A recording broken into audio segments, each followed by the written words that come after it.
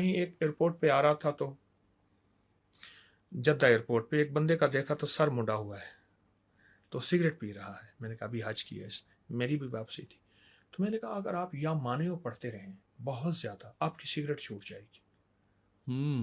کہنے لگا میں سگریٹ پیوں, میں کہ پڑھ, ایک وقت آئے گا کلام الہی اپنی تاثیر دکھائے گی. پھر انہوں نے اس ایک حدیث سنائی.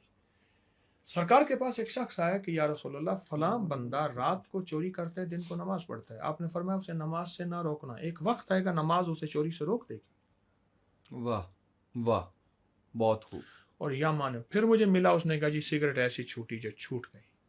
تو یا مانے ہو یا صبور ہو, جو بندہ اولاد کا یا کسی علت کا یا کسی عادت کا یا کسی ناخلفی کا تصور کر کے کثرت سے پڑھے گا, آنکھوں سے کرشمے دیکھے گا, چند دن چند ہفتے مسلسل پڑھے.